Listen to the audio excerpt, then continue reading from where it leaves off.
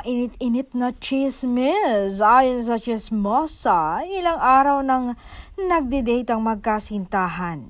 Pero walang makalap na ebidensya dahil malihim talaga sila. Parang ninja.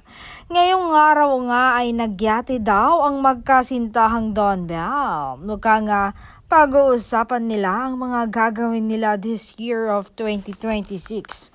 Kung paano pa nila pagtitibayan lalo ang kanilang relasyon. At may nasagap pa nga ang chismosa.